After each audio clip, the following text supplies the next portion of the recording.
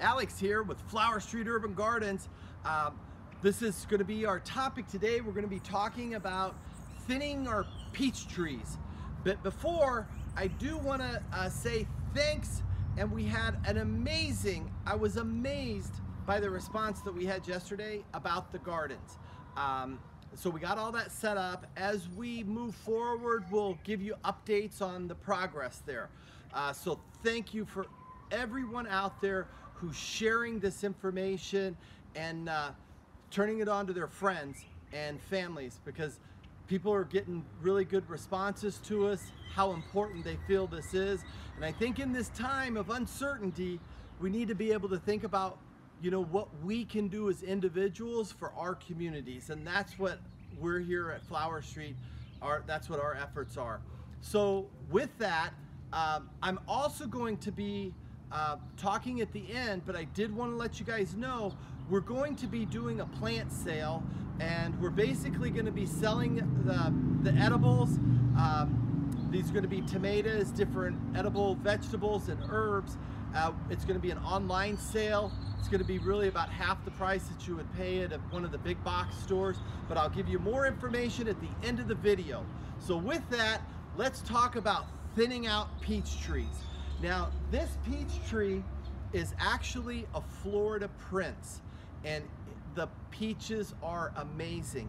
This tree, I want to give a shout out to a good friend of mine and a small business owner at RSI Growers over in Glendale. His name's Reed. You can do a search for RSI Grower or contact us and we'll get you the information for his phone number. It's a private place. You can go over there and get the trees. He makes all these trees. These are all grafted specifically for Arizona. A lot of the trees that we get here in Arizona, they're coming from different parts of the country. A lot of them are coming from California, and they're just not nearly as productive because they don't have the root stock that's really best for our climates here in Arizona. So check out Reed at RSI Growers. This tree was probably put in the ground about 5 years ago, maybe 6 years ago. It was literally just a 5-gallon tree. They sell them in 5 gallons and 15 gallons. So this tree, I pruned it back quite a bit when it was dormant. In February is the best time to prune them. Now, what we're going to be talking about is thinning the peaches. This tree was absolutely beautiful and full of blooms just a few weeks ago, and now as you can see, the fruit is all set on the trees. And this is a critical time for us to get out in the garden. The weather's beautiful here in Arizona, but if you're in California, you're in Florida, it's going to be a very similar thing that you're going to be going through. The time is about the weather and temperature, and the tree productions are very similar. So what we're going to be doing is we're going to be thinning the tree. Now when it sets all these blossoms and the bees come around and insects and hummingbirds pollinates everything, then those blooms will turn into the fruit.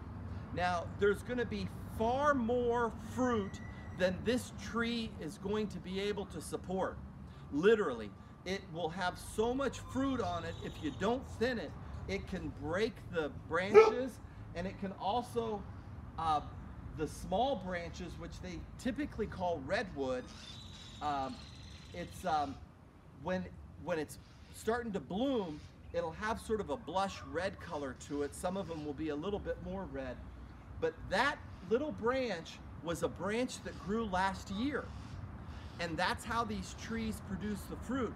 So the branches that have the fruit on it was last year's growth. If you leave that on, it's not going to be as productive next year on that same branch. So that's what we want to look for when we're doing the pruning. But these small branches, on this cluster alone, there's 2, 4, 6 right here on the end of that. That's going to be way too much for this little branch to support, and even some of these large branches could break off. And then also, the way this works is the sun is collecting, or the tree is collecting the energy from the sun through the leaves and photosynthesis. there's a massive amount of sap and energy that's coming from the soil, through the leaves, into the tree. So there's massive things happening to these trees right now to push out. If we don't thin it, what you're going to end up with is a lot of very small fruit with not a lot of flesh on it that's going to be mostly pit. So it's not really that great. It's not going to have the sugar content to it. It's not going to be that great to eat, but if you are planning on preserving any of this, it's much more difficult to work with the small peaches than it is the large peaches. So the rule of thumb is you want to thin it to about 6 to 8 inches apart. I commonly do about 6 inches apart on my trees, which my hands are a little large, so this is roughly 6 inches. You know, if your hands are a little bit smaller, you can spread those out. That's a little bit closer to 8 inches for my hand. So that's what I want to do, is just sort of look what's happening here on these branches. Now on this branch, I'm really only going to leave one of these on here, one of the 6. And you want to look at it, see which one you think is a little bit larger, and that's one that has taken off a little bit quicker. And it looks like this one over here in the back is. Now when you pull these off, you want to pull it to the tip of the tree. If you pull it back, it could tear. This is more like a skin right now than a bark. It can tear that and it could damage that little branch and it could kill it. So just pull those off towards you. Now I've got one on this one. Now I've got some little tiny ones down here that I want to get rid of as well. And there's 2 on this one, so we're going to take this off.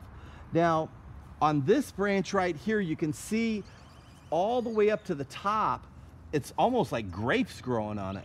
So this is a good example. We're going to take these off here and just pull these down.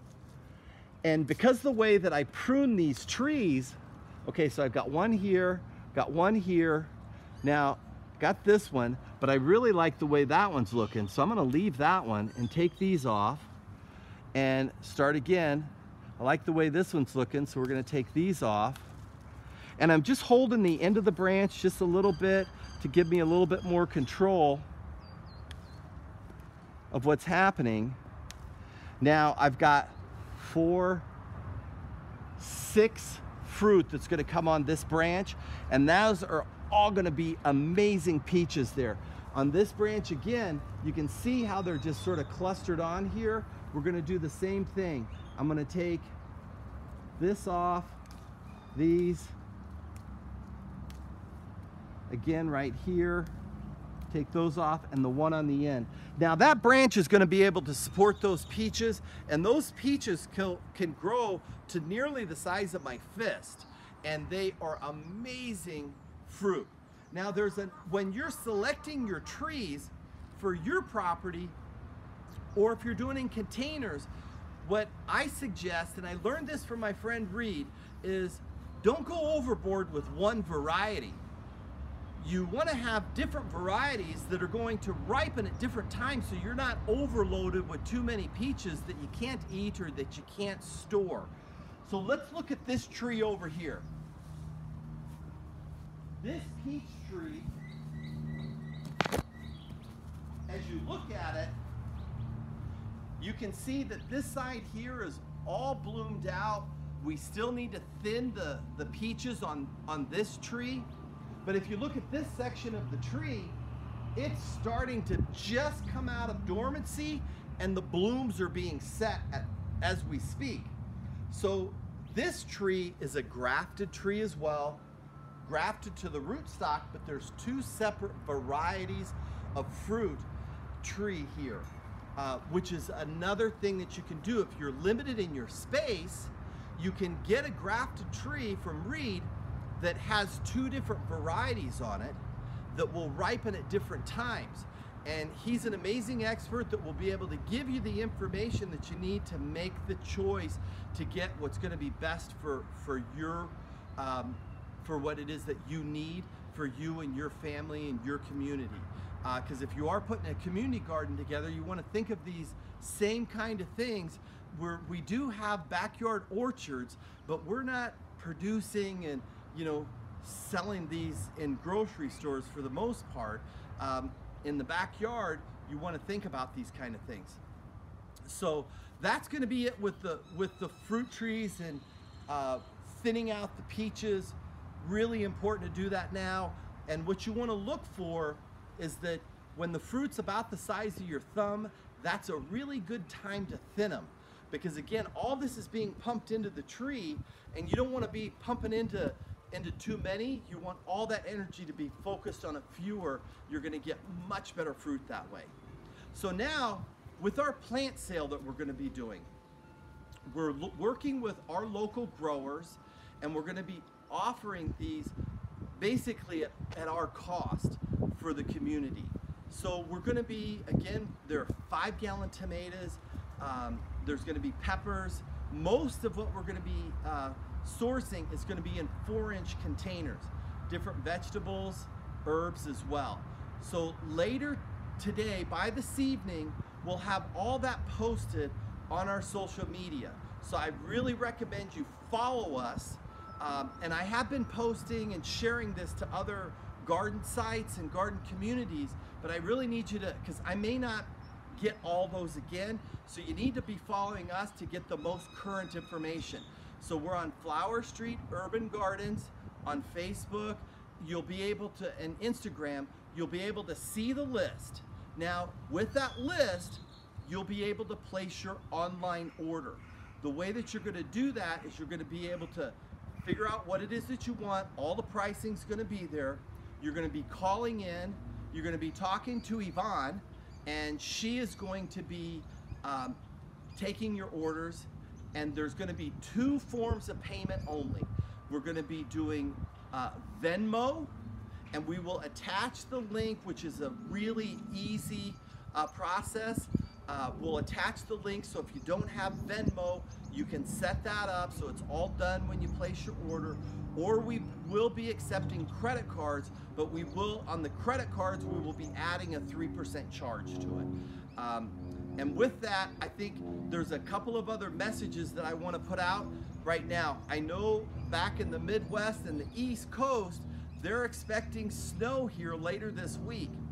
This is the time for you guys to really be planning your victory gardens. Now, this is, again, for if you have access to any kind of land or pot, anything at all, you need to start planning this. You can start planning with your seeds. You can start the timing as far as when you're going to start your starter plants in the house or in the garage, whatever you've got. So you are ready when the weather breaks and spring is in your area. You'll be able to get that stuff in the ground right away. You guys, all of us are going to need to be doing more and more of this to help support our local communities. And I want to thank all of you for sharing this. I know I was connected with a dear friend of mine in Florida yesterday who's been following me. Nick, I love you guys, miss you. Thanks again for sharing. And this is Alex with Flower Street Urban Gardens. We'll see you next time.